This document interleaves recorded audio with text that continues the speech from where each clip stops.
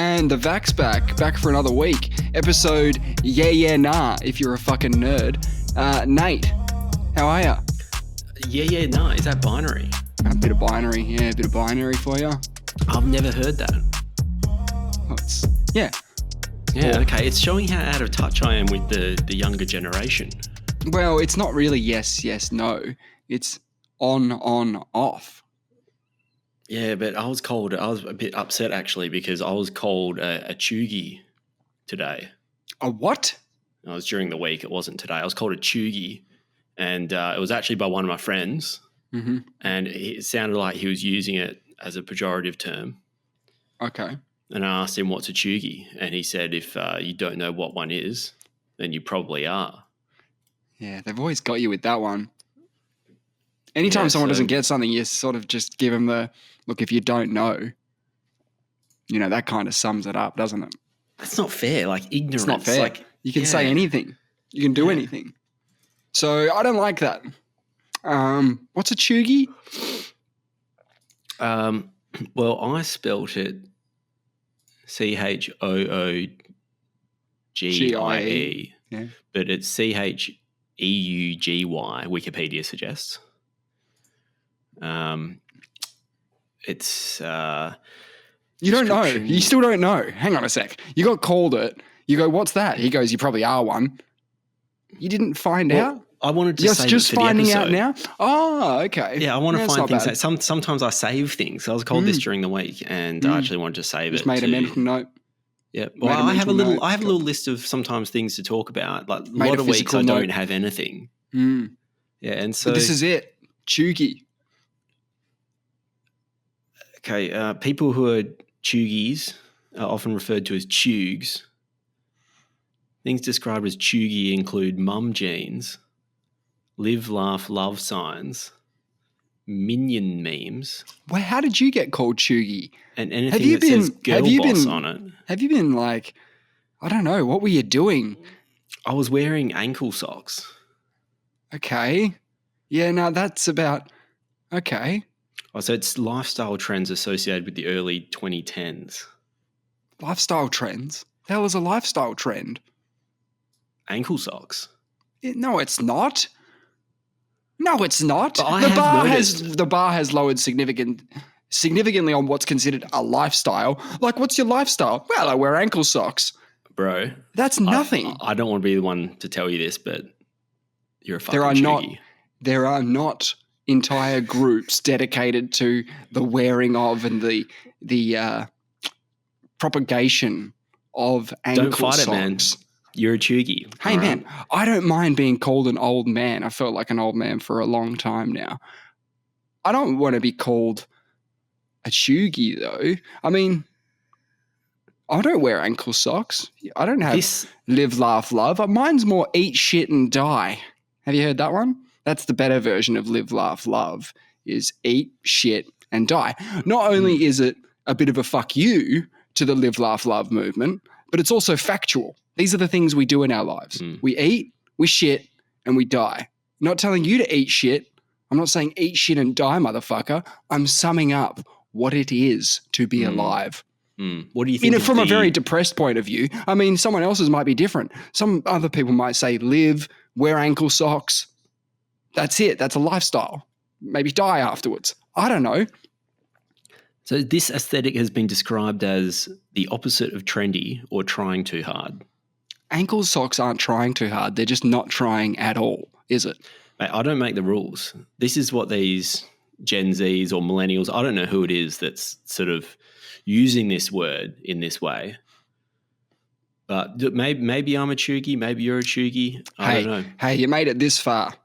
You made it to 37 without being called an old man, and it's finally happened. Hey, it's the first of many. Look at young adults and teenagers now, they don't wear ankle socks. Have you noticed this? What do they wear? They wear longer socks, like sort of more up socks, like tubular socks. I think you're generalizing a little bit. I mean, there's got to be some young people out there who are still into the ankle socks. I seem to have a lot of from ankle their socks. Cheugy parents. isn't it an athletics thing? Isn't it a fitness thing to have ankle socks? Like you wear them with your running shoes, I'm trying right? too hard. Yeah. No, but you're wearing them with running shoes, right? Typically, yeah. How did they most spot of the these? time. I was wearing running shoes. So I was wearing shorts. I was wearing shorts and running shoes. Seems but I wasn't to me, I don't running. know. Look, I don't know about this running world that you're, a part of. But is there really people out there looking at people's socks going, oh, he wears long socks when he wears his runners. They just want to bring me ankles. down. They just want to bring me down. They're attacking me. Because you've got it so good. Getting attacked on all fronts. Because you've got it so good, mate. Bullshit. Well, They want me. Well, let's talk shit about them. It's pretty easy, right? The young people. They don't know anything. I've They got don't know what they're talking about. Hey, whoa. I'm attacking for you. I'm getting on the front. Right. I'm getting on the attack. Do you want to attack them? Send the attack dogs. Yeah, let's get them. What I'm saying is like, if they want to have a crack at ankle socks, I mean, it's pretty low. That's not even low-hanging fruit. That's just nothing. You want to have a crack, you got to go a bit deeper than ankle socks. I don't know. Yeah. I don't know. Is that all you got? Crack at them? You're going to have a crack at them? I'm kind of glad that the next generation isn't as brutal as the previous generation, and let's go back even further, less brutal than those previous generations too. It's a lot softer now. Having a crack at someone's ankle socks is way better than the shit that was getting hurled around in our high school days. So let's, I like it. I was going to do it, but I'm not sure if I'm allowed to say it anymore. Say what? I don't think I can say it anymore. Do you reckon one day Cheugy will be something that you can't say because it's just it associates too negatively with people of lifestyle trends of the 2010s, and they're like, no, you can't call someone a Cheugy. Maybe some words get to a certain point where you just can't use them. But I think I know where you're going with this, and the word that you're thinking of was never okay. Like, to describe even if we thought about it for 20 seconds, even if we just thought about what we're saying, because I know what you're thinking. But its meaning hasn't always been It didn't change. It never changed. The meaning never changed. I thought it's changed many times. I thought that it's just a word that they used as a negative word that changed over time, and it's meant a number of things over time. This is what I find weird about it. I thought there's a lesson here. There's a lesson here. There's a lesson here because the pendulum has swung. We're in the internet age now, the age of social media, where that public stacks on that we viewed with the ray gun thing, that the one mind kind of aspect of the internet, when it all raises as one force to come down on someone for some reason, whatever the reason is. It's brutal. We didn't have that. We didn't have social media. We just had the playground to hurl insults. We weren't taking those insults to the internet, which is what we have today. And I think that the young people of today, and I'm generalizing, and I'm talking out of school because I don't know about the young people of today, but I would hope that because they've witnessed this social media explosion, they've seen it firsthand, the damage it can cause, the emotional turmoil, like the bullying, all this stuff. They've been exposed to this their whole lives. I think maybe they come out the other side and go, that's kind of fucking shit. You would hope. You would hope that I go, how good is this as a way to get my point across? I can just post on their wall or whatever. I don't know. Look, okay, I'm reading from Wikipedia here, so don't get upset with me. But the word faggot has been used in English since the late 16th century as an abusive term for women, particularly old women.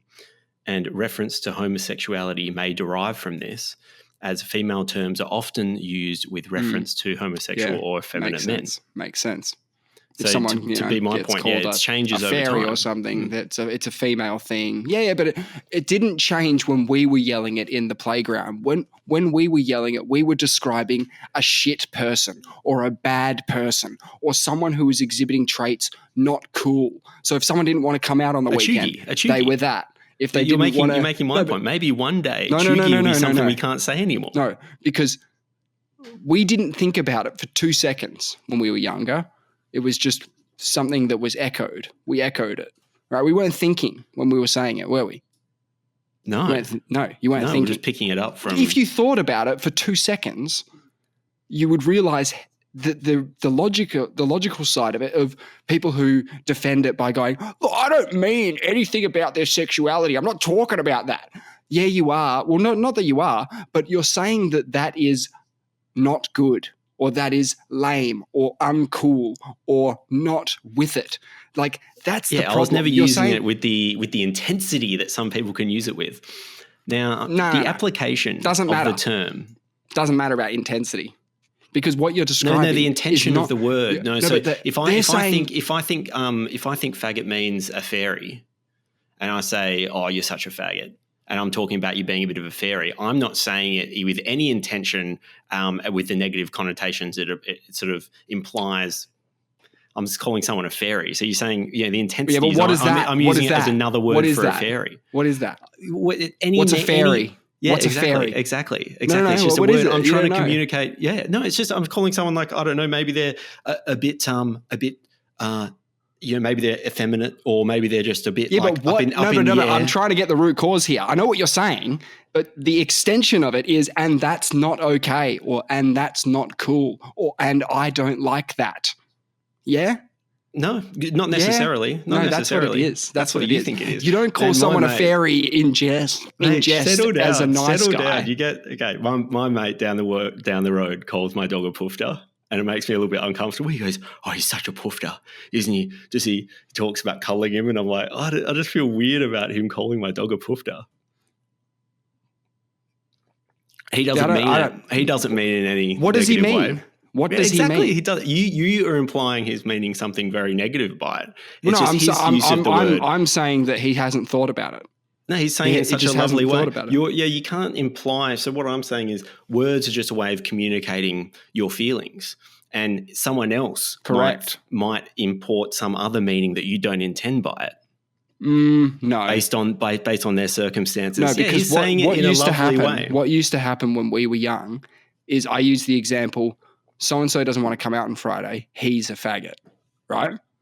Yep. What are they saying? Are they saying he doesn't want to come out because he's gay? No, that's not it at all, is it? No. They're saying he doesn't want to come out because he's a loser. Gay people are losers is the extension that is drawn. But that's not necessarily the case. No, it is. If you think about it. Yeah, from where you're coming from. No. If you don't think about it, then you go, oh, it's got nothing to do with sexuality. If you do think about it, you're talking about acceptance at the end of the day. You're talking about this person is not accepted. Not because they're not gay, but because they're not cool. And we're going to use this word to describe uncool people. You're entitled to think whatever you like. I quite like that. The application of the term to old women is possibly a shortening of the term faggot gatherer, applied in the 19th century to people, especially older widows, who made a meagre living by gathering and selling firewood, because a faggot is a bundle of sticks. Correct. That's not the meaning. It may say that's a situation where, it's just a word. It may also derive from the sense of something awkward to be carried. Compare the use of the word baggage as a pejorative term for old people in general. That's interesting. Using baggage in a negative way, yeah. Yeah, they're baggage. Yeah, and you can imply from that they're a bad thing. And no. Well, yeah, you could. That they're old. Baggage. Yeah, it depends baggage, it depends on. Sometimes it depends on the listener as to the meaning of the word. Okay. The guy down the road loves my dog, and he talks about being a little poofter, and he loves him. What my challenge is, I don't care about the love. I don't care about people saying that the intention. The intention's important. No, I think those people need education. That's all. I think that if this is my challenge that I'd lay down to anybody. You're entitled to think that as well. I know that. I don't just believe this strongly. But you can't because impose. You can't impose. I'm not. I would never use that word. But what my challenge is to anyone who would use that word is to defend it to me. Like, tell me why you think, in what circumstances, this is okay. And I'll slowly work out that what you're actually saying is that you don't like XYZ. And that's the problem. It's the association between something that is and isn't, as in gay does not equal bad. That's all I'm saying. Of course not. Yeah, of course not. We agree completely. Semantics. No, but there are people out there who would fight tooth and nail saying, I'm not saying that. I'm not saying this then that. And I'd go, what are you trying to drill down here? Like, what is the point of the use then, if not to inflame? Yeah. Because the classic thing from our high school days, I keep bringing it up, is that no one ever said that to a gay person, ever. Yeah, but that doesn't mean... I didn't even know. I didn't even know that it related to a gay person. I think we did. But that doesn't matter. I didn't. But it doesn't matter. Early on, it's like my mum, I remember I'd watched South Park and I said, screw you, not to my mum, about something. And my mum was like, oh my God, do you even know what that means? And I was like, screw you. I was like, oh no, I thought it was like, you're kind of like twisting something or something. That's an example. I didn't know, you didn't know what it means. And I was, True. And again, meaning is like my mum interpreted that as being a good like example fuck of you. something. Yeah, sure, absolutely, So and it is. If you went to school and said it, context. But if you went to school and said it, they don't have a choice of, oh, he doesn't know what it means. They have to be like, hey, you can't do that. You can't say that. But that's why also the intention of using the word of the person is extremely important. The subjective intention. Yeah, and in my example, I didn't mean it in that way. But anyone who's defending it, right? Anyone who's saying I don't use it this way, right? Who has the ability to defend it is aware. They're aware. They are aware. And I did think about my neighbour calling my dog a poofter, and it made me feel a bit uncomfortable because I wouldn't use that word to describe my dog. But he means it he's saying it in such a positive way. So he loves him. It's he's saying it in a positive way. So the intention he's saying whatever it means, so you can say anything with a happy face. No, the intention of it is important. But you can say anything with a happy face, with happy intention. Yes, you can. Anything. You certainly can. Any word you can say with a happy intention, 100%. I'm talking about the intention of the word is just conveying what we're thinking in our head. And if you think that I would argue there are words that you else, can't generate positivity out of, even with a smile. No, but they're all just sounds we're making at the end of the day. These are sounds. If the intention is positive in my head, it's a sound I'm making. Of course, it has to be positive. That's just And I think that's the biggest problem I have with all of the stuff we did when we were younger, is that the intention wasn't good. The intention wasn't fun. The intention wasn't jovial. It was hurtful, even to the person who you were doing it to. Yeah, it was just a derogative term we were using. It was just a negative term or anything with no intention of implying anything about their sexuality. Nothing. I know, but you've just done it. You've just done that thing where you're defending it by saying it's got nothing to do with sexuality. No, I'm just saying it's just a sound we were making. I was just going along with the others. Anyone else that's maybe understands that word to mean something else would be arguably more upset by it. It's the real tragedy of growing up, is that in order to fit in, you sort of do dumb shit when you're younger. You do and say dumb things. Yeah, everyone's because you want to fit in. That's the dumbest thing. Because in the way, you're ostracizing people because you want to fit in.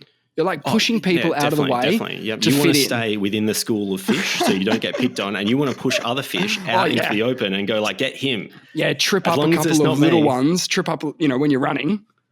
Trip someone up who's littler than you so that they get beaten up, but don't worry about you getting beaten up. I've never actively engaged myself in any form of bullying, but I've stood by and 100%. allowed it to happen because I'm 100%. worried if I do something, they're going to turn on me. And I see what's happening. True. So I was weak. I was a coward. And that's cool. Like that we get when there. You're young. That's what you got to get there. I hope the bullies feel bad because we feel bad, even though we were bystanders, right? Like you still feel bad. Looking back on it, none of the bullies that I remember being active bullies have ever. I mean, I don't follow their trajectories through life, but they don't seem to have made a lot of themselves. I'm not saying you have to do something, you have to be like a CEO of a company, but I get little tidbits of certain people and I'm like, they kind of had difficult lives. It's kind of indicative when you're bullying someone at a young age, indicative of some deep psychological problems you've got. You're going to have trouble fitting in. Yeah, I think if you got every bully and every kid who was bullied in a room to be like, hey, sorry about that. If they want to say sorry, they'd be like, hey, sorry about that. That was just, I had a really rough upbringing. I had a really terrible childhood. I was taking it out on people at school because I couldn't take it out on the people at home. And the guy who was getting bullied said, hey, man, I had a pretty rough trot myself. I had to deal with you guys at school, but I was also dealing with my own mental problems that weren't really helped by all this shit. And I'm glad that you can man up and say sorry. And I'm glad that we can have this moment because I feel like it's required. But it's nice to know you grew up. I'm glad you grew up. Like I want those kind of moments, obviously, that happen. But no, I don't mind someone coming out the other side and going, man, I don't know what that was, or whatever they want to say. Mm-hmm. But good times, those 10 years, just trying to sort of fit in, navigate that, past school if possible. That was always sort of on the agenda somewhere up there, was actually do the work. But yeah, most of it was just trying to fit in, wasn't it? Yeah, it's an important part. It's very formative years. Scary shit. I have no idea what's going on now.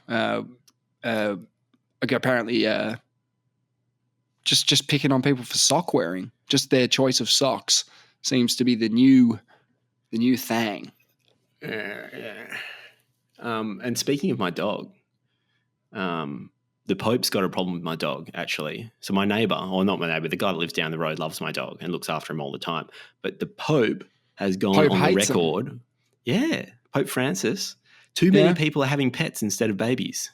Oof. He's in Indonesia at the moment. Tell us how you really feel. And he's gone off at him before as well. He thinks people that have fur babies instead of real babies are selfish. Are they? I think a little bit. Like arguably in his, well, we got a bit of a. I don't know if he's worried about the population. I don't think he is. I think they're just worried about cash. Do you reckon they want more? Well, so if you're part of like a major denomination of church, you're giving up 10 to 15% of your wage to the church every fortnight. If they can, secure the next generation of donors, that's how they stay afloat. If they go, have very dogs. Sinister way. If they said have dogs, like if you can't really do the kids thing, have a dog. Well, he says maybe that's his secret reasoning, but in 2014 he said that having pets instead of children was another phenomenon of cultural degradation and that emotional relationships with pets were easier than the complex relationships between parents and children. So you think people are taking the easy way out? Oh, man, the easy road. He's laying down a gauntlet. He's going, you want a real challenge? Not really. Do you want a real challenge? Not really. Have a kid. That'll be a fucking challenge. I thought he was a good bloke. Yeah, well, he's, they need money. I'm sure he is. They need cash. Actually, he says the birth rates in the West have to be addressed. So he is worried They have to be addressed. Yes. Well, I've got an idea. Why don't you let the priests fuck? How about that? As a starting point, let's go seventh heaven, right? There was the priest guy in seventh heaven. He was a pastor. He had 3 sons and 3 daughters. Fucking do that. Nothing wrong with that. I think they just need to rewrite their rules a bit. Like, how many priests have you got? What's funny is that the Pope used that homophobic slur earlier in the year, didn't he? He did, yes. Yeah, he didn't want Focacini.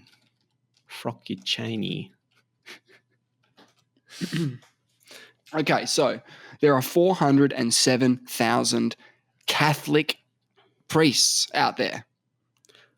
Whoa, how many?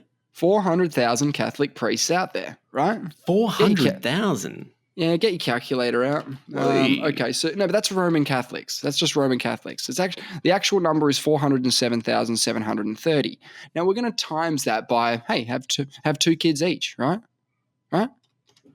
There you go. 815,000 more people. Look, that was easy. That was just maths. There you go. Fixed it. Are they all? So wait, are all a priest? Are there any female priests? I don't even know. I've only ever seen male priests. It's a really good question. You would have thought there'd be something happening in that space, right? Yeah. I mean, I remember the Vicar of Dibley, but she was not a Roman Catholic priest, was she? And she was. So. I don't know if there's a difference between priest and pastor. I think they just mean the same thing, but for different denoms. Are there Catholic female priests? Let's go. Okay.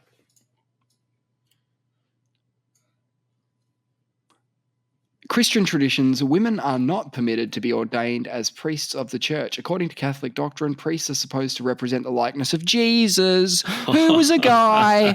Unlucky, wrong gender. If only Jesus was a woman, then they wouldn't be able to say that. You know what? I've never thought about Jesus being a guy. I've never actually thought about it. Like, I've never thought of a female Jesus. I've thought of a female God. Yes. I've seen it in Dogma. Alanis Morissette plays God in Dogma. Is that a movie? Okay, I haven't seen that. It's a good one. I've never thought about a female Jesus. Jeez, that would have changed shit. That would have been a bit different. Well, there are people who venerate Mary quite a fair bit. That's true. But in those doctrines, would they have female priests? The answer is no. They would have had to come up with a different excuse other than the reason why we don't have female priests in the Mary Church is because of them. The priest is meant to represent the son of Mary. Who's Jesus? Who's a dude? Unlucky. It's so weird, right?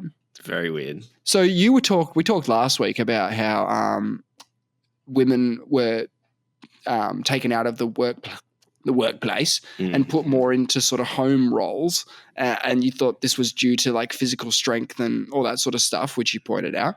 What about the priests? What excuse have they got for being the only dudes who can do this? Like if they didn't come up with that Jesus line, which is genius, by the way, saying like we have to look like representations of Jesus, even though couldn't just look like representations of people. When you said I never imagined Jesus as a guy, right? Like you never imagined that as a woman. Well, no, you didn't really imagine him as a gender, really. Just Jesus is Jesus. You don't really need to bother with all that shit.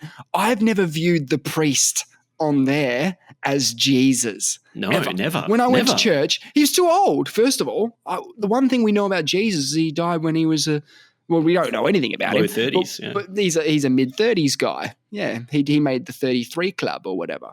So when I picture Jesus, when I picture a Catholic priest, I don't think about Jesus one bit. I think about the church. I think about, Catholicism as a whole maybe. I'm not picturing Jesus up there talking to me, but I think that's what they're emulating. How big head do you have to be like, yeah, I'm Jesus up here and I'm going to give my sermon on the Mount. I'm going to give my homily. I'm going to say a few words. You know the homily bit where they start riffing on just like stuff that happened in their lives where they're like, I was driving down to the deli on the weekend and my car wasn't working properly. And you're like, hang on a sec. Where's the Bible verses gone? Like this guy's just they start freestyling. They start freestyling. Yeah. It's always a good bit though, because that's the bit of the proceedings that you kind of don't know what's going to happen. Like you could go anywhere with this stand-up joke. The homily was the best bit because it was where he got to riff. Other bits was just stand up, sit down, start praying, stop praying, say amen. You say this, you say this, you say this. Homily was just like, hey. And he was in his element. Like the priest was in his element when the homily came up because he knew that he just got to riff in front of a bunch of kids who have to listen to him. He would have loved it. I've just realised that yoga's like a bit more of an advanced church session because, you have instead of just kneeling down, standing up, sitting down, kneeling down, standing up, kneeling down, sitting down, etc. It's kind of just a bit more active. It's kind of like, downward dog. I think it's the same. Standing salute. Yeah, very similar. I think it's the same. I think the kneeling and all that sort of stuff, all the kneeling bits are there for core strength. It's about building core strength. It's about like being able to be rigid and in situ and maybe harness some of that church power that's going on around you. The temple that is the body. Yeah. And you go, oh, my knees hurt when I'm kneeling down on the bloody pews in the church for too long because it was like 50-50 whether or not you got the padded ones where the knees are padded where you get like, oh, man, this is like bougie. I get to bougily kneel down. I thought that was supposed to be wood to make you hurt, The ones at the back, they don't have anything there. You're just kneeling on two planks of wood. It's all like on a plank of wood. It's awful. But it's meant to be, right? That's what you were touching on. It's meant to be a bit of like, oh, well, Jesus went on the cross for like ages. He got nailed in. Like, you can't kneel down for like 10 minutes. Like I can do that if I believe. One of my oldest friends, I've known him my whole life for 32 years.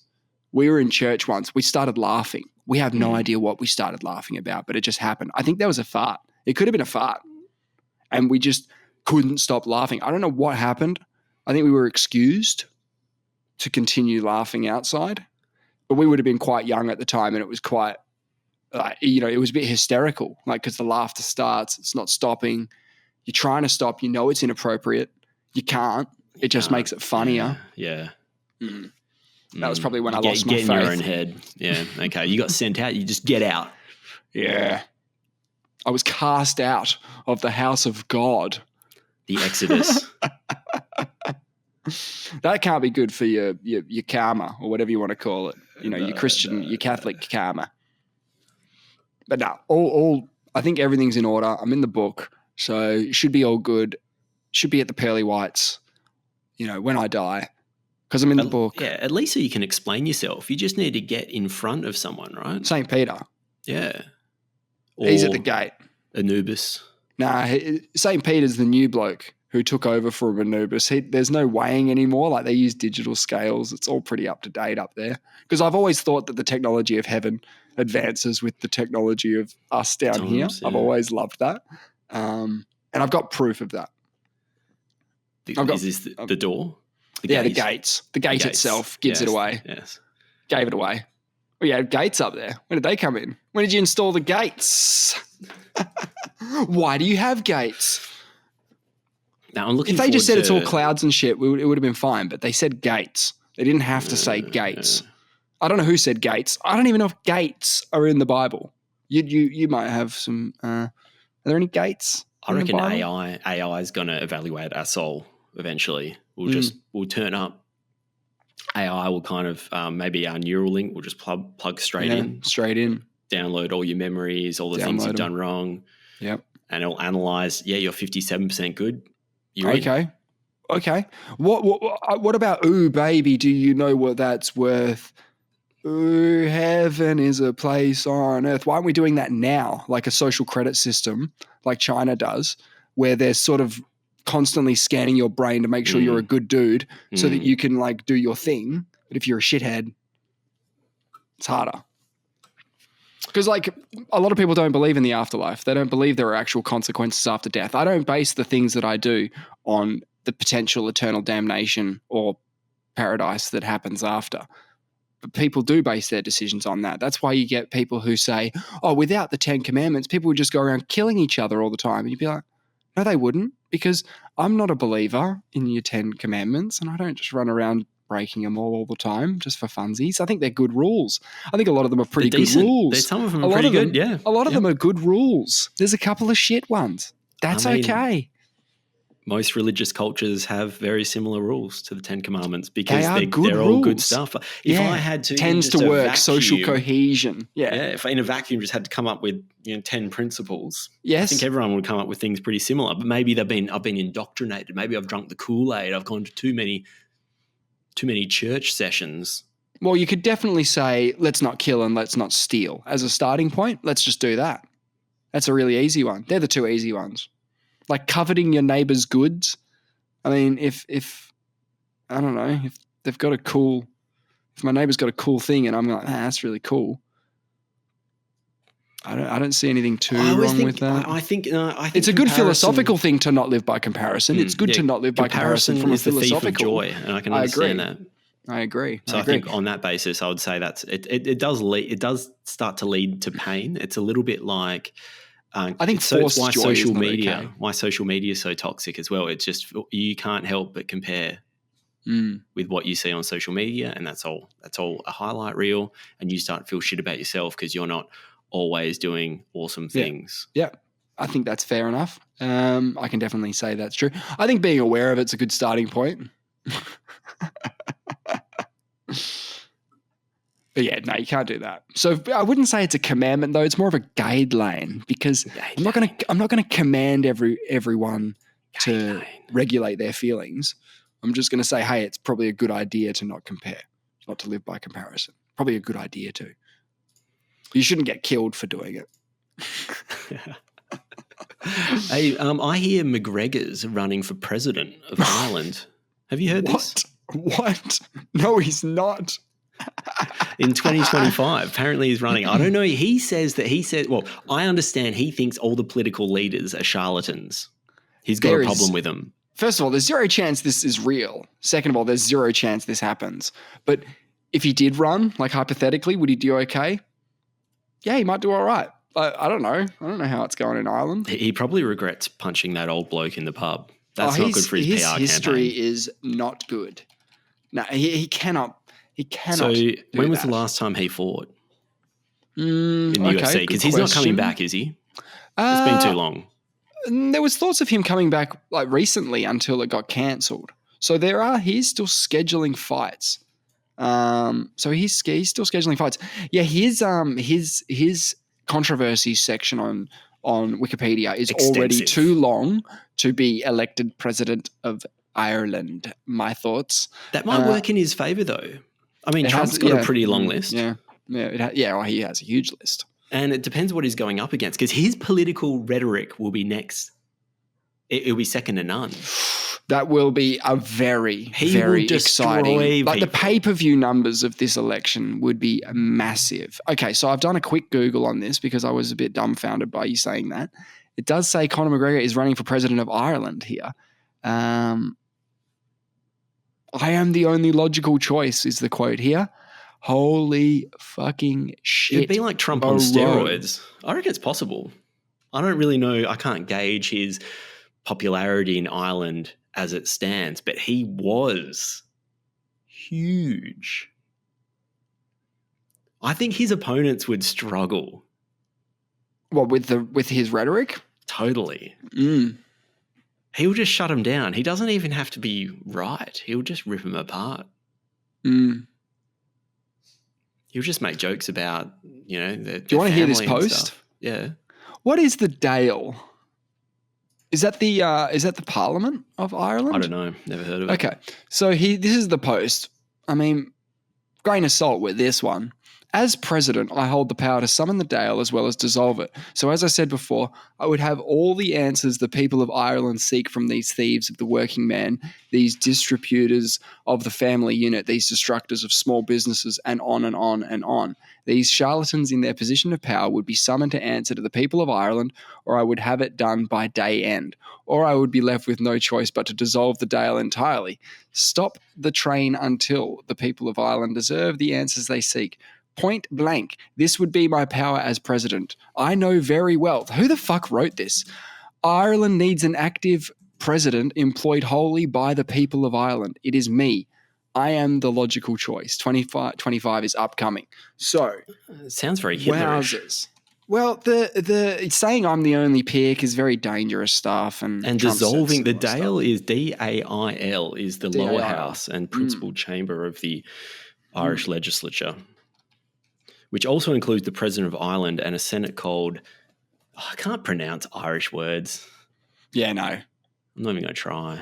No, I wouldn't do that. I mean, they're almost as bad. I mean, Irish words are impossible to pronounce. There was a girl that was going to start at our work whose name was spelt, I would have pronounced it like almost chamomile or something. It looked like chamomile tea, but it was quaver or queever. Yep, you get a few of them. So her name was Caoimhe, and it's supposed to be pronounced queever. Mm-hmm. I mean, where's the V? Where's the A? Well, it doesn't make any sense. It's another language. You got to be. You got to look at it. But why do they use English letters but then pronounce them differently? Well, like Russian, if it's another language, why don't they? Russian language, like a E looks like a 3, like just a regular 3. But they got their own. They got their own alphabet. They got their own alphabet going on. Yeah. I think they would have similar things going, like different sounds, different and the letters. Welsh. Don't get me started on the Welsh. I don't think they have vowels in the alphabet they use. No, I only know Welsh from like LEG, so I don't really think I would know much about that. I can't find much information about this election in Ireland, though. Okay, so it hasn't been. There's no date yet, but it can be no later than March 2025. So we've got until March 2025 to get super excited about Conor McGregor running. I think the numbers that it would pull, like a debate with Conor McGregor involved, would be nutty. Would be nutty. And I don't know how he could possibly do it, right? Because if he goes in full gung-ho Conor McGregor style and goes, these fucking idiots, I'm the best and these guys are idiots, fuck these guys. If he goes in doing that, it could go either way. But if he it could comes go very well. No, it could go either way. But if he comes out in a suit. It could go very well. Yeah. Either way. I said that. Yeah. I covered that in both sides of that. I mean, you could argue, like, people might not respond well to that in a political environment, especially if he's representing. People might not respond to it. Anyway, the other side of the coin is he comes out and he goes, I'm going to be so respectful in this whole thing. I respect this country. I respect this process. I want to have a solid debate. I don't want to get into any personal attacks. I'm not out to do that. I'm here to be a politician, all that sort of stuff. That will almost certainly go badly for him.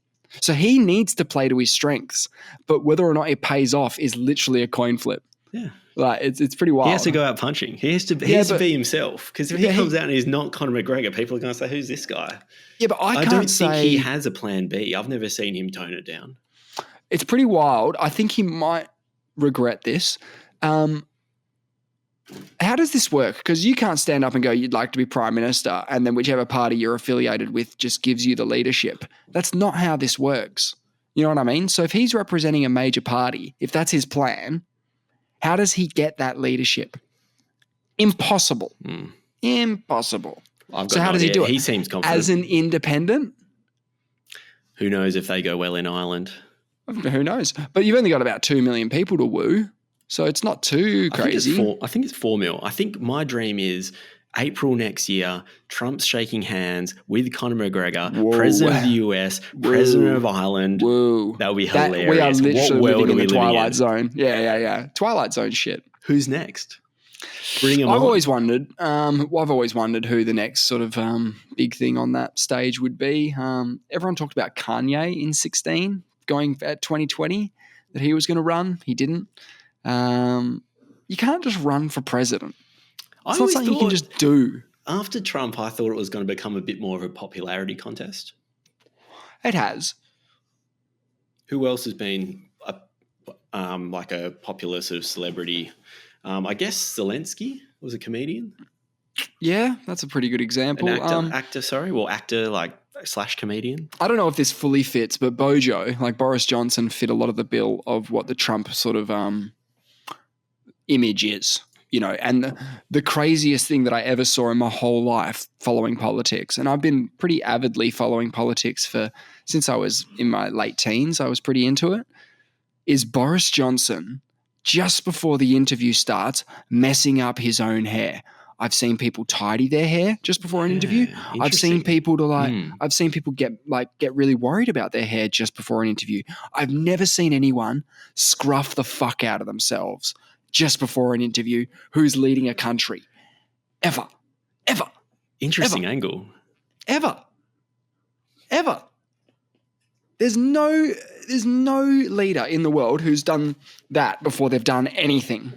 Ever. Maybe he thinks it makes him more relatable. Must be I think his there's style. That. I think there's that. He's not one of them. I think it lowers expectations of people as well. Like if you fuck something up, you're like, yeah, but look at the guy. He can't even do his own hairdo. Like, of course he fucked it up. So it gives you a lot of leeway to just do whatever the fuck you want, right? Mm.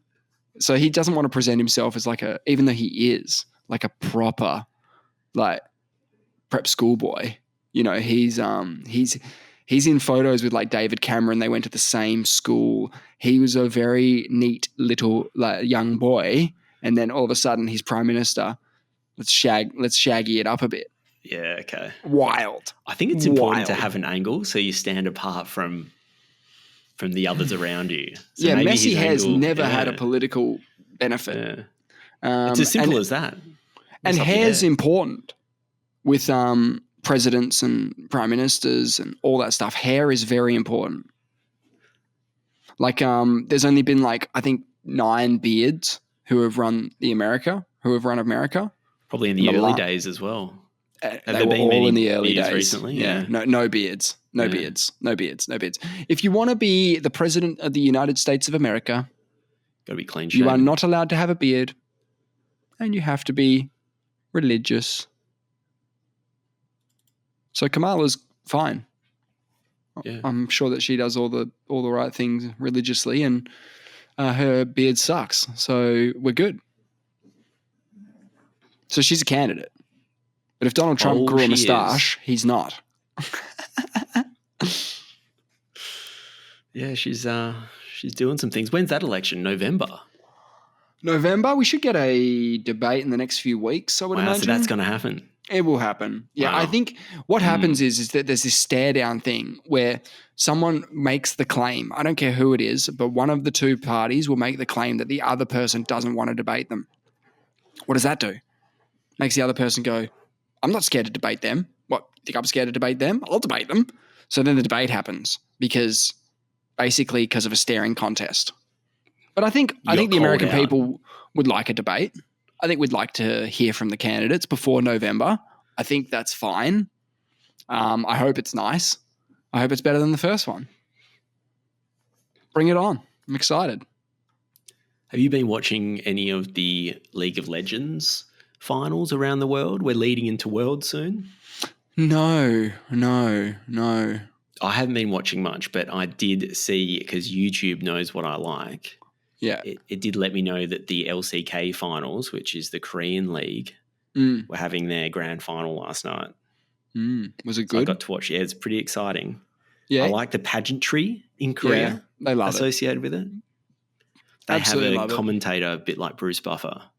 Yeah. But A ring announcer. Yeah, an announcer. Yeah. He's so good. Yeah, they're amazing. One Is of the Faker teams- still playing? I mean, Faker is. What's going on? They got every year it's Gen G versus T1 apparently. Gen G have won the last 5 Korean titles. and I that's think the big one. That's the big one. Well, China's actually been a stronger region in the last few years. It's not, and so for a while, Korea, it was always a Korean team that won Worlds until about 5 years ago, and G2 from Europe came along, and then some Chinese teams have won it. But Faker won it last year, in the first 4-time, and the oldest. and surely the oldest. He must be. Well, he has to be. He's like 28 or something. Oh, he's bloody ancient. He's a bloody dinosaur. But they got knocked out by Hanwha Life to make the finals. Hanwha Life Esports, and the commentator was saying that he's been waiting for Hanwha Life to make it to a final because he really wanted to announce them on the way in. He said he's been practicing for ages. Awesome. It's so good. So where's it being held this year, Worlds? The finals at O2 Arena. Oh, okay. Wow. That'll be massive. So it's Europe. I don't know if it's all happening in the UK. I think it's happening in Germany. I think it's actually happening in a couple of northern European. I think they're sharing it around, but the finals at O2, which is what's the capacity of that? 100,000? I don't know. Is O2 that big? I don't know. I'd say maybe 70. But that's with floor space. With floor space, you get another 10. It says 20,000. That's tiny. No. I thought O2 was like 20,000. That's embarrassing. And a full capacity of 60,000 when the entire building is at max capacity. The entire building? I just assumed O2 was one of the biggest stadiums in the world because I've heard of big concerts there. 20,000 is not huge, is it? If they get to 60, it's decent. I don't think that would be. So the tennis is played there.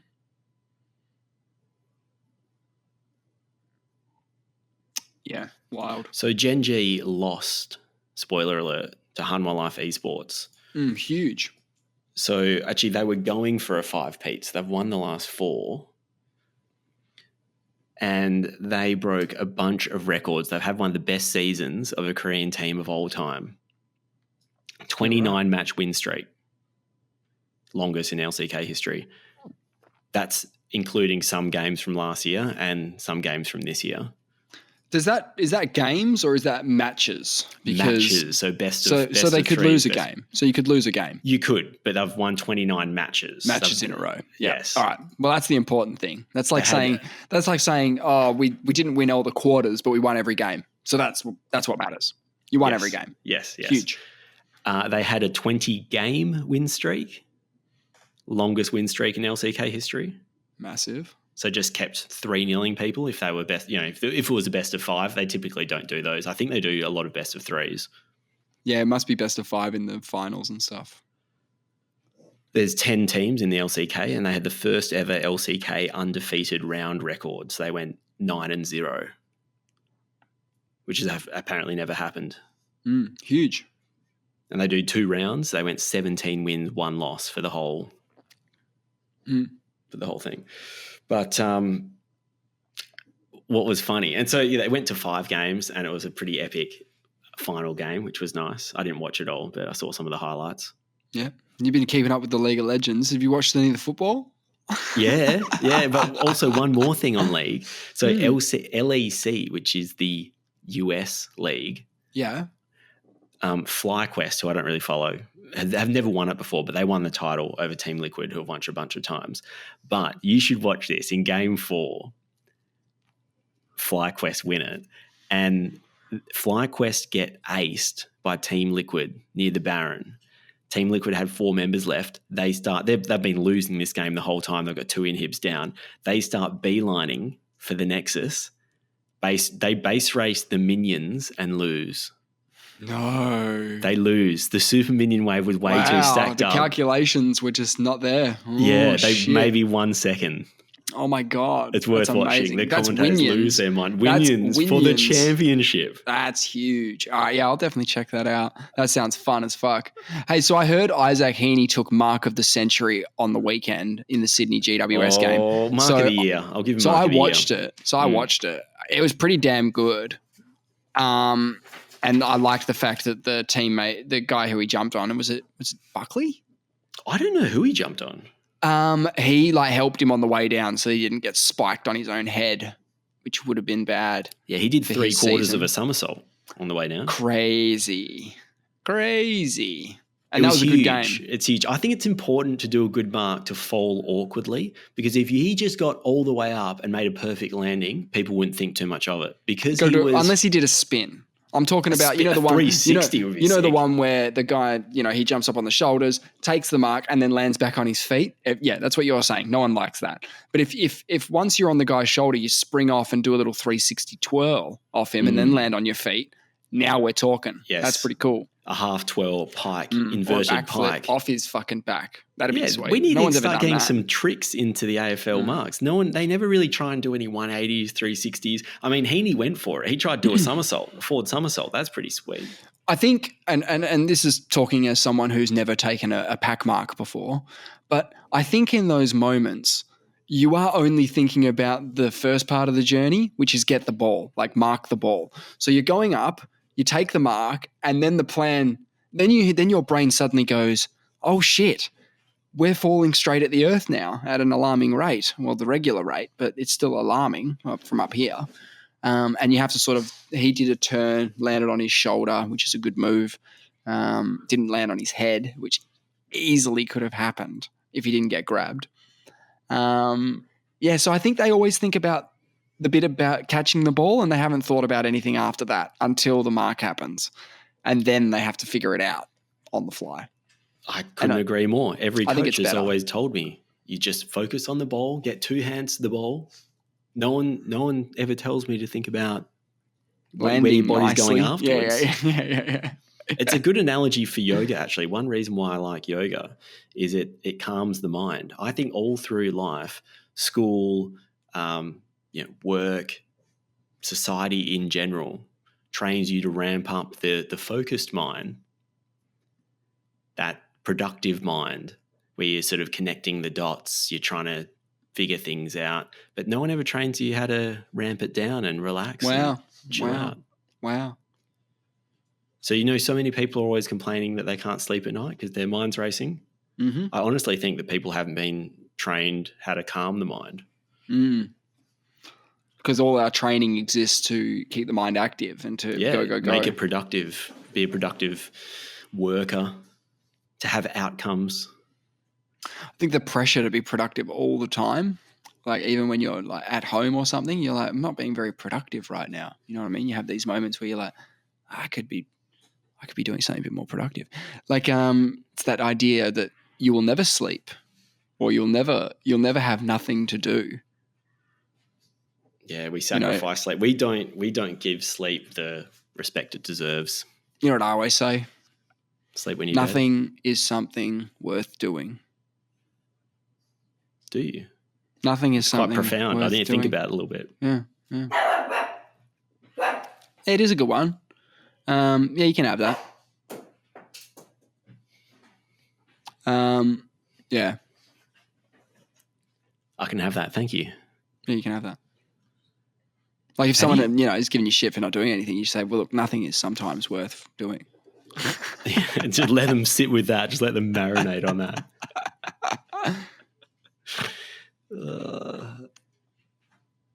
Mate, I want to introduce you to Gout Gout. What's Gout Gout? He's a bloke. He's a fella. He's a sprinter, and he is going to win the gold medal in the 200 for Australia, either next Olympics or the big one in Brisbane 2032.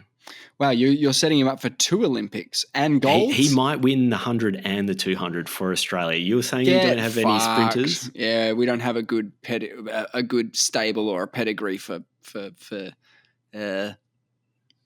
making sprinters anymore. Apparently we did at one point.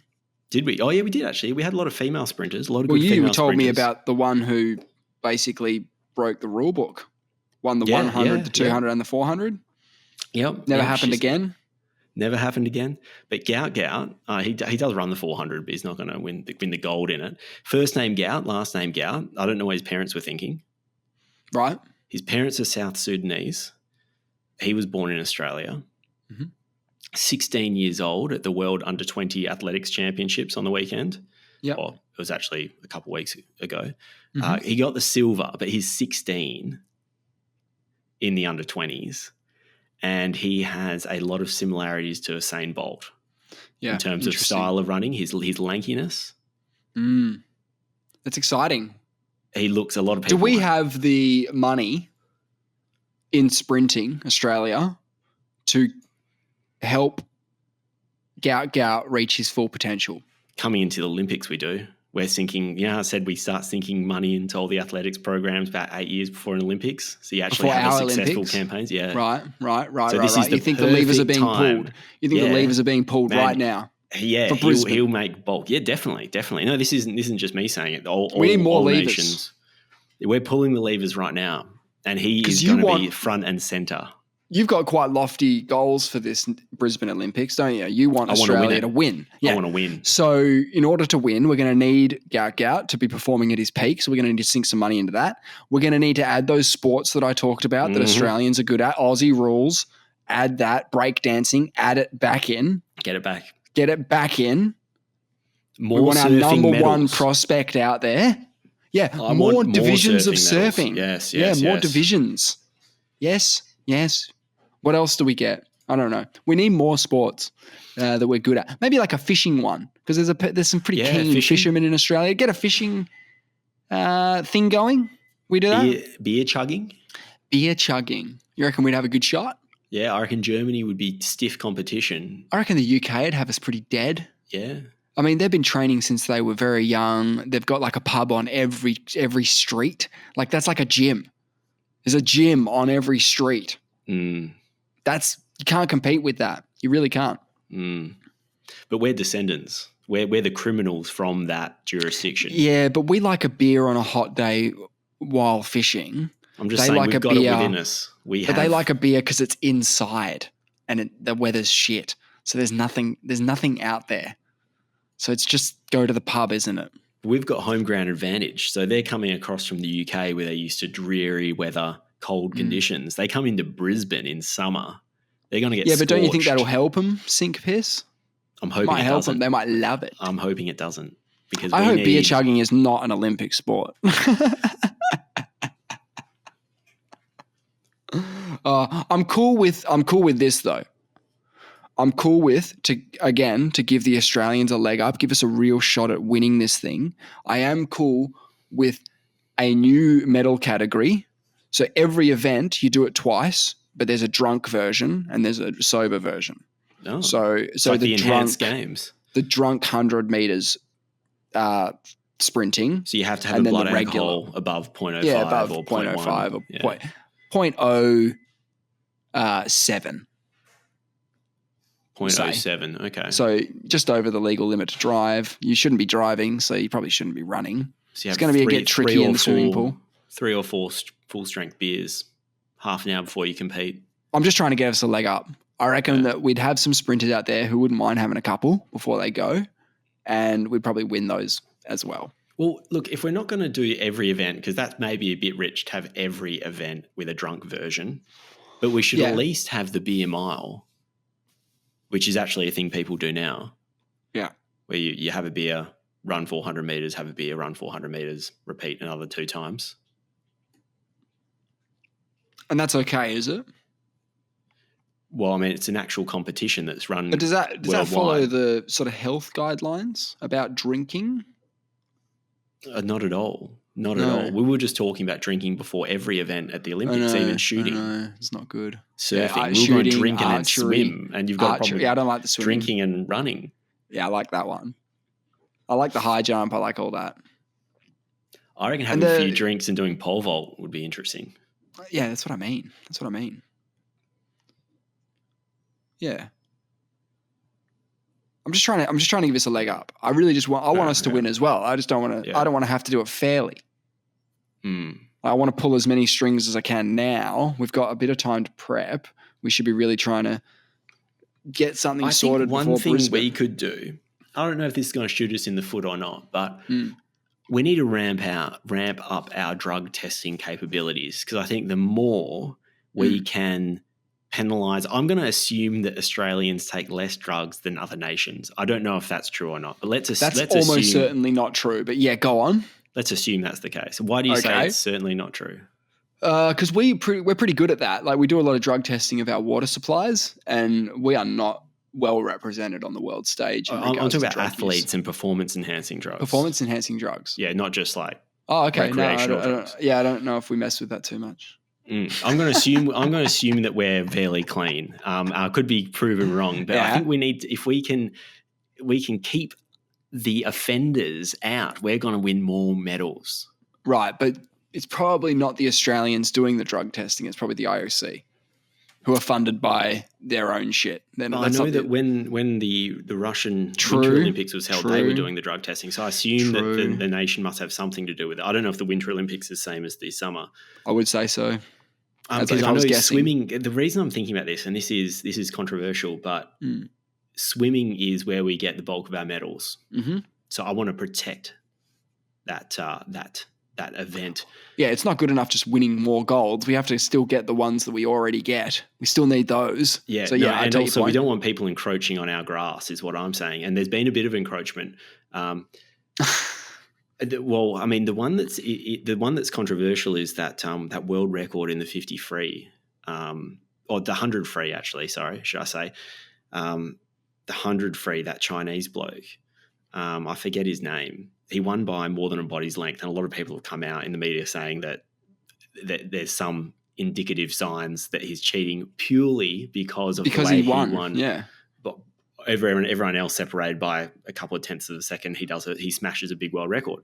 But, but like, you know, I have to always think about the whole thing. It does sound a bit like that. Also sounds like you know, you can't discount the fact that 8 guys have a shit day. I mean, yes, you can be like, look, it's pretty unlikely that all 8 of the other competitors had a shit day, but he's ahead by a body length. He also had the best day of anyone on the planet in human history. So you got also keep that in mind. And also in the context of just last year, 23 Chinese athletes tested positive for banned substances in a swimming event. Sure. So it seems to be, what I'm saying is we want to protect our events. We want to get that drug testing. I think we don't have to worry about competing better in the events. We have to stop people having an unfair advantage. So maybe we can ramp up like in terms of detection, they either don't figure it out till after the events happened, and then you have to strip gold medals and re-award medals. It'd be better to have all that done beforehand, right? But I guess you can't. People they would do pre-drug testing before the Olympics, then they would do drug testing at the Olympics, then they would do drug testing after. You know what I mean? So I don't even like the fact that you got to catch them on the day. Like I don't. Yeah. It's a bit of a shame. And the enhanced games, having things like the enhanced games where they're allowing people to take performance enhancing drugs, which are not mandatory, but you're allowed to do it. Yeah, you Having can those compete kind of clean. competitions is not helpful because people will always try to break the rules, no matter what the rules are. So, like in the enhanced games, people won't think that the amount of testosterone that they're injecting is enough, so they'll go beyond the rules and cheat at a games, which is there to stop that whole thing entirely. It'll still happen. I know what you're saying. In their defense, they don't test your testosterone levels, for example. They'll check. Oh well, look, I don't know what they're not checking for banned drugs. Okay, you're allowed to take as many drugs as you want, but they do measure certain health parameters. So they want you to be healthy. You can take whatever you want. They want superhumans. Take as many drugs as you want. This is the enhanced games. Yep. This is the enhanced games, but they'll measure health statistics to make sure you're still healthy, taking whatever you want. So they're still looking after. I'm not saying people can't cheat their health stats as well. That's a thing. You can cheat your health stats, but that's an interesting premise that they've got where they don't actually care if what you do as long as the health stats are coming back. Yeah, you can compete in acceptable if ranges. You're healthy. Yeah, sure. But don't you think that it just opens the door to like another competition where they're like, we don't even check for that. Go fucking nuts. We don't care if you don't care. Get down here. Let's have some combat sports. I'm a big fan of the enhanced games, actually. I'm going to watch something. Yeah. Because they run every year rather than every 4 years. And the athletes are going to get paid. Whereas in the Olympics, it's a fucking scam. It is a scam. All the money is made by the IOC and they filter it into, building projects. I think they were paying gold medalists and stuff. Yeah, $16,500. You can win $1 million for breaking a clean world record in the enhanced games. So if you break the 100-meter world record enhanced, you win $1 million. It's fantastic. That's what if 4 people sick, do it, man. I don't know how what happens after someone breaks a world record, but this is to encourage people to have a crack. Because there's combat sports involved as well in the enhanced games. MMA, is that a bit of a worry boxing, having dudes like they might be able up each to other recover like that? better? They might be able to recover better in their training, so they're coming in without injuries and being able to perform at a high level. I think I'm more worried about a guy who can already hit like a truck, not having the advantages of bare knuckle boxing over MMA is that bare knuckle boxing, you could break your hands throwing fists at a guy's head. And that's a risk you have to take when you choose to strike, right? Whereas if you're wearing big gloves and you're on roids and you can punch on as hard as you want, that's scary. That is scary. Definitely scary. But at least you know they're doing it. And whereas if someone cheats taking drugs and you don't detect it, then you've got an unfair advantage. Oh my God, at least know they I think they're encouraged to disclose what they're taking, but again, why would they might not necessarily disclose everything they're taking. I don't know if there's some kind of vanity involved with it. They're like, oh, I only take this, but I don't know. Sure. Okay. Well, you'd think if you're going to compete in the enhanced games and you're going for that $1 million prize pool, you'd make sure you dotted all your I's and crossed all your T's and made sure that you were doing what you said you were doing, because I guess it could come back and get you if you weren't truthful about it. Imagine how much more research is going to go into drugs that can actually improve performance and maybe longevity, and all the research that's going to come out of this is going to be really useful. Yeah. As people age. Yeah, obviously with diminishing returns, right? In what way, sorry? Well, if you said taking roids, like for example, I'm just spitballing, but taking roids, you'll be able to do 3 times blah blah in 3 weeks. You'd be able to do 3 times what you would be able to do without them. And I go, great. Well, give me 2 of them then. Will I do double? Well, give me 4 of them. Well, give me 8 of them. Give me 16 of them. Give me 32 of them. I could go on. Yeah. So obviously there comes a point where your heart just stops or some shit because you took too much of the miracle drugs. But because there's more research, people know what the amounts are. So, and also it might take the stigma away about some of these things. Like taking steroids isn't necessarily a bad thing if your body needs some kind of assistance or if you've got certain hormones that are low and you need to boost those, then as part of a healthy lifestyle, then there's no reason why you shouldn't. I think the stigma that you're talking about is when you say the word roids, I've got a very distinct picture in my head of a person. You know what I mean? And they're not someone who's taking it just because they have an imbalance, just because they there might be a little bit low on testosterone or something, so they take a thing. These aren't the people I'm imagining, and this is the stigma. The people I'm imagining are gym bros who look like their hearts are about to explode. Bros, yeah. Who look like their hearts are about to explode out of their chest. Terrifying. So I think that's my fault as someone who's not educated on this. Like, you know, I know and you know that there are steroid creams out there that can do good and bad things depending on what you've got going on at the time.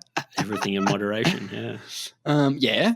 The point I was trying to make is that the diminishing returns would be like, you know, it could be quite helpful to your health to a point. Yes. And then it can get like quite damaging, like anything, And because of the research that goes into it, I think we're more likely to know what the effects. Because we've got a whole bunch of guinea pigs out there. Totally. That we're monitoring. I heard that the IOC's statistics suggest 40% of athletes have taken performance-enhancing drugs. 40%. That's disclosed by, you know, even if I was an athlete, I wouldn't even put it in an anonymous form. I would be thinking twice before putting it in an anonymous form. So these are people who have admitted, I guess, to taking something at some point.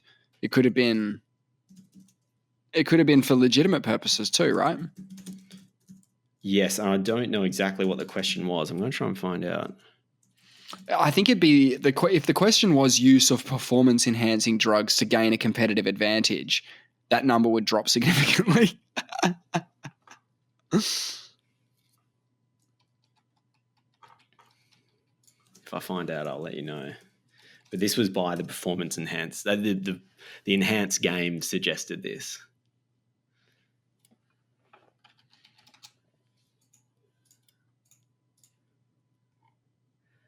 Okay, The Guardian. The researchers found that more than 43% of athletes quizzed at WCA, that's a world, what's that?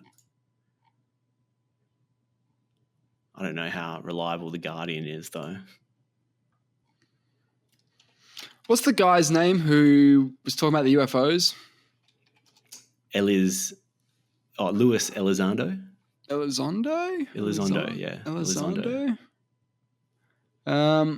He said something pretty wild. Yeah?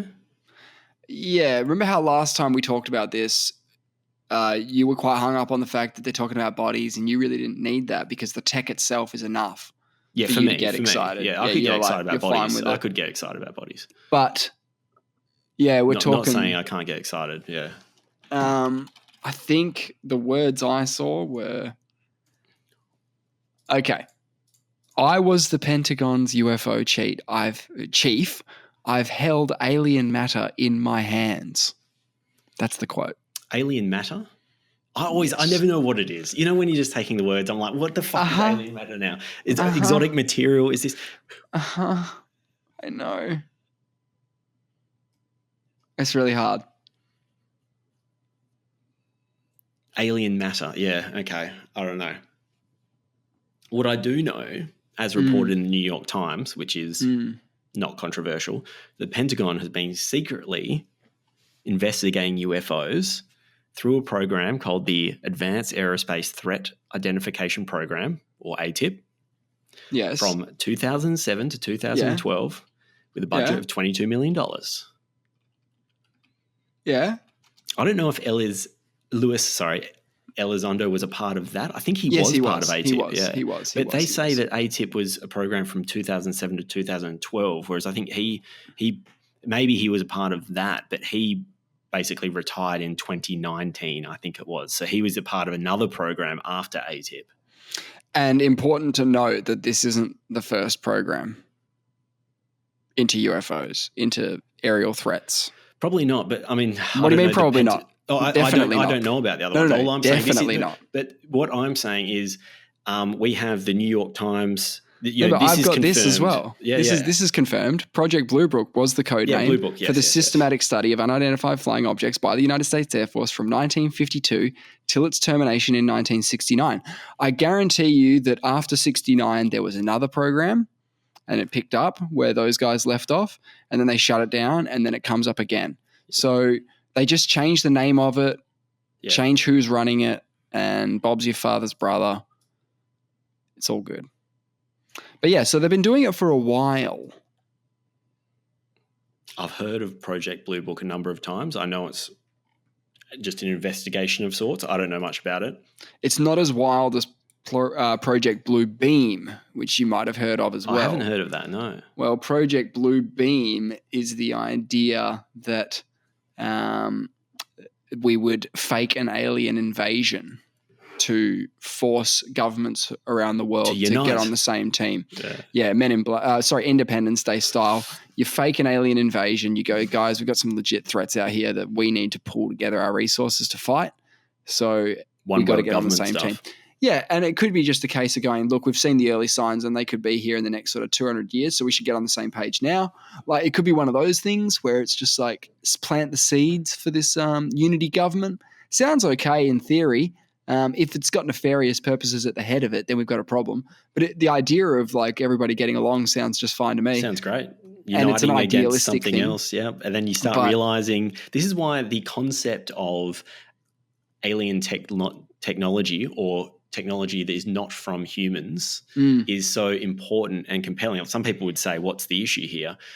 Because there is a chance to unite as we're humans. We're a form of life on this planet that's intelligent. Yeah. But that's got a limit. No, so we might not fight each other as much. What I'm saying is that, like, guys, we're all earthlings, aren't we? And they go, yeah. It's like, so fuck these guys who are not from Earth, right? Instead of taking the thought to its natural end, which is we're all living beings in the universe. Why are we still dividing lines? The Earth and the rest? We need to get on the same team to kill these guys? Like, we're still fighting wars. That's the problem. We haven't learned our lesson. We haven't learned the lesson that we're trying to learn right now, the one about getting together. We're not learning it because we're only uniting to destroy invaders. Not necessarily to destroy invaders. You're taking that to the next level, but uniting at a starting point, saying we're humans, we're all part of this one planet. There's other people part of another planet. Not saying we have to destroy them, but just the idea it'll be good for the humans. We're part of a galactic neighborhood now. We all need to wear the same stuff. We need to think the same things. We need to be on each other's team. I need to have your back. You need to have my back. Yeah, look, most depictions of the future have this one world government idea. You know, your Star Treks and all that sort of shit. They all have this idea that at one point in human history, we all got on the same page. Okay? Do we need to fake an alien invasion to make that happen, even though a real invasion could be coming sometime? Maybe that's what we need. Maybe we're not doing it any other way. We've tried other ways. It's not terrible. You haven't figured it out yet, have we? The current state of affairs is okay. I just think there's a problem that exists because I feel like some actors out there like war and make a lot of money off war. Definitely. They like the fact that there's still spot fires and conflicts around the world because they make cash on it. Big time.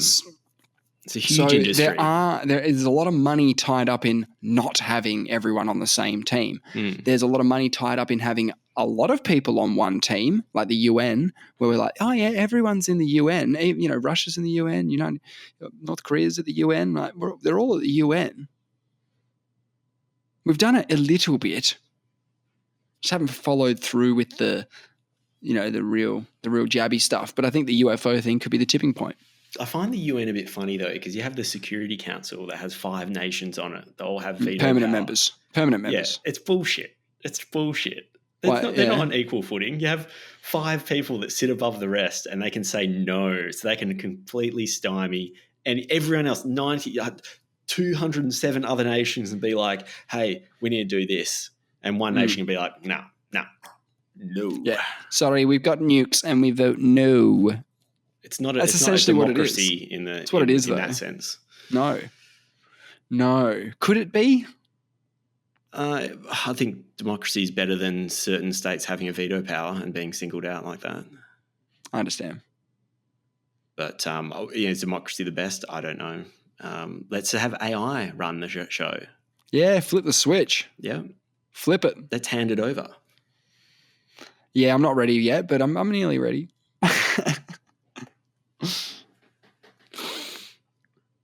I asked ChatGPT, what is the most interesting thing you know? Jeepers in my deepers. We are scraping the bottom of the GPT barrel here. What the fuck has it come up with for that? One of the most interesting things I know is about the Turriposis donri, often called the immortal jellyfish. Aha. It is a good one. It's pretty good.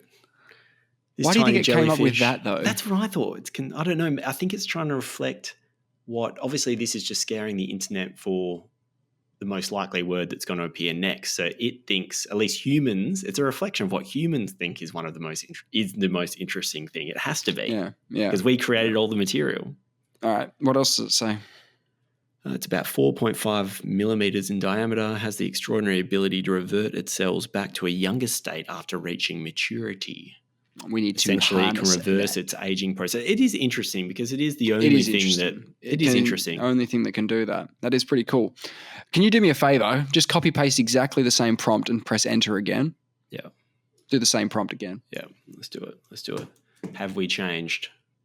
Well, in the last the last sort of few seconds is a lifetime in a computer's eyes. Probably things have changed by now, and it thinks that something else is the most interesting. Yeah, I think thing. you could be right. I wouldn't be surprised at all. It's not going to give you this immortal jellyfish if you do this. It has to be the exact same prompt again. Same prompt. I copied and pasted the same thing. I'm pretty sure that's what I had in there before. So And this was done during the week though. So my last one, the immortal jellyfish. Wow, that was years ago. Right. So one of the most interesting things I know is the concept of quantum entanglement. That is a good one as well. It's a phenomenon in quantum physics, where two particles become linked, so the state of one particle instantaneously affects the state of the other, no matter how far apart they are, even if they are light years away from each other. This seems to violate our everyday understanding of physics, where information shouldn't travel faster than the speed of light. It is very interesting, probably on par with the jellyfish. Could you ask it what happened to the jellyfish? Did that just become really boring all of a sudden? I've just answered it, copied and pasted the same prompt. Oh, okay. One of the most interesting things I know is about tardigrades, also known as water bears. Literally every single thing that you've mentioned so far has been a topic on the show so far. Yeah, we cover it, yeah. So we've covered the most interesting things according to ChatGPT, 3 for 3 so far. Yeah, you can look up these our video on tardigrades or water bears if you like. If you're this far into the video, if you're there. You might want to check out a 1-year-old video we did about tardigrades, which are little bear things, little water bears. What's so special about water bears? Are some of the most resilient life forms on Earth. They're the ones that can exist in a vacuum if they had to.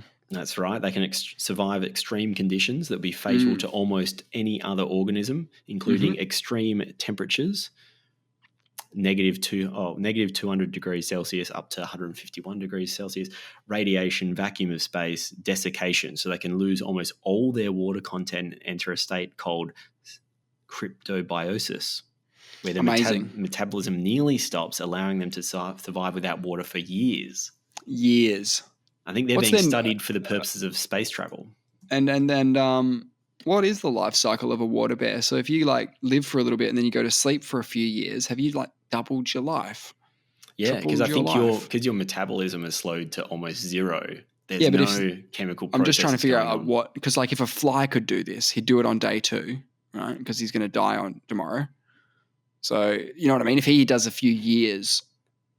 Yeah, I don't think they reverse aging like the immortal jellyfish. No, they need to get together. I think they would mention it. That would be pretty badass. Yeah, a hybrid, a water bear. No, but you get the wrong bits. Procreate with you get the wrong bits. You just get that little dick looking. You get a really bear. dried out thing. Yeah, there's no benefit to it at all. That wouldn't last long, but it would last long because we could foster generations of. We could prove survival of the fittest wrong. We're examples of it right now, you and me. We are not this is not survival of the fittest out here anymore for us. If we control environments, we can foster a new generation of species that should not exist. If we, your dog, for example, let it out in the wild, probably dies. He's gone. So that's not survival of the fittest. So we just need more pets. We need to get some of these immortal jellyfish as pets. I'm just wondering if you want a couple of facts. I've got my fact book out. Yeah, go on. Chuck it. Chuck us a fact. You like Jurassic Park? I love it. The dinosaur noises in Jurassic Park were made using recordings of tortoises having sex. I've heard that before. How did someone figure that out? They're amazing. Did they close their eyes and think, that sounds like a dinosaur? Sound designers are amazing. Well, you kind of get to do whatever you want, right? I mean, what's our experience of movies with dinosaurs in it before Jurassic Park? There was a King Kong movie in the 50s where on the island where King Kong's being held, there are also dinosaurs, and they would have gone, "Meow." So we were probably basing Jurassic Park sound effects off what did they do in the other dinosaur movies. You could really do whatever you want. Like they could be just fucking magpies. You know, they could be crows. You know, they could just be crows. Like the dinosaurs, instead of going like rah, it could have just been rack, rack, frack, rack, rack, which is what they're saying. I reckon that'd be fun. I'm gonna redub Jurassic Park with crows instead of the roars of the dinosaurs, and I guarantee you it'd be fucking hilarious. Could even be more truer to the fact, because we know now that they were probably feathered things. They were probably more bird-like than reptile. Yeah. So, fuck it. Let's get some bird sounds in there. I mean, there's some pretty cool bird sounds out there. Abraham Lincoln was inducted into the Wrestling Hall of Fame. Yeah, okay. Is there no context with these? Is that just the end of the fact? That's the end of the fact. I don't know how. Are they trying to say that what happened to Abraham Lincoln was a performative piece and not real? This is scandalous. This is scandalous here. I almost don't want to say it. I don't want to blaspheme this gentleman. Okay. Yeah, no, let's do it. Robert Oppenheimer, the father of the atomic bomb, tried to kill his university tutor with a poisoned apple. That's true. That's in the movie. I don't even remember that. That's in the movie, man. So he poisons the apple and leaves it on his desk. You know how there's that classic there's the classic motif of leaving an apple on the teacher's desk. Yeah. And he laced it with something. He laced the coating of it with something. And then he realized that he was about to kill somebody if they ate that apple. And I think he ran back there and slapped it out of the guy's hand. Yeah, that's right. Something like that. He has remorse for his... Well, he might just think about it for a second and go, I don't know if this is worth killing someone over. I mean, we could have saved millions of lives if he just killed that one guy. Do you know what I'm saying? So if he murdered that... Could have been much worse.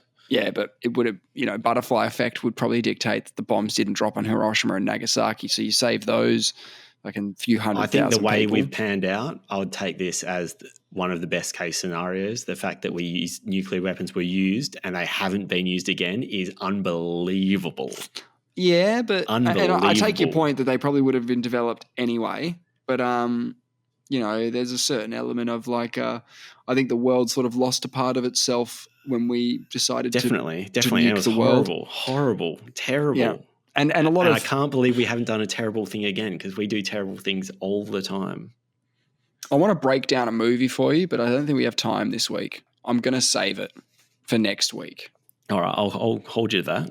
We're going to do a breakdown of a movie, and if you want to watch it before next week, because you don't want to hear me spill the beans on the whole picture, it's called The Alligator People from the year 1958.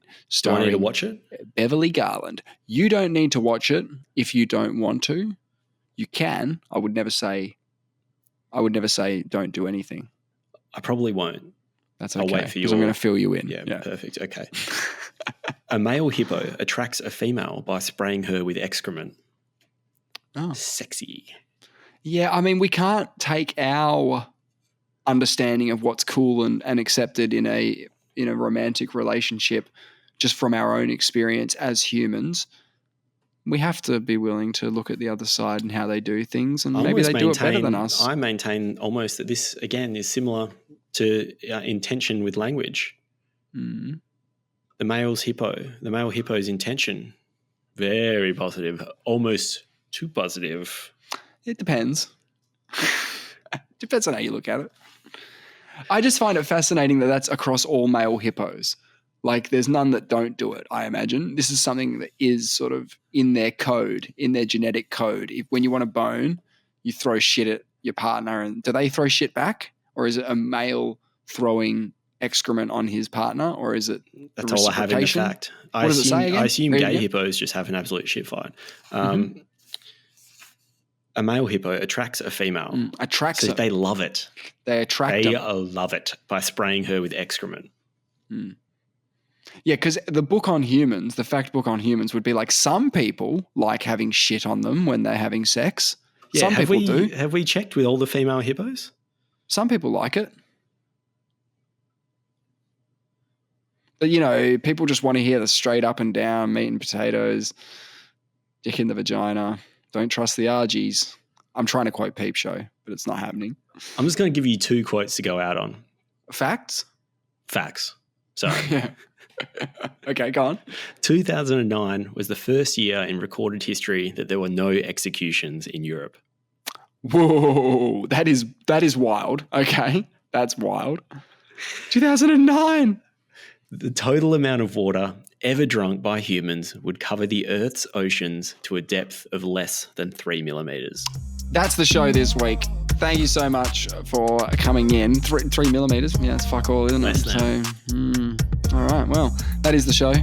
We'll be back. Same place, same time next week. Cheers, man. See you, Nate.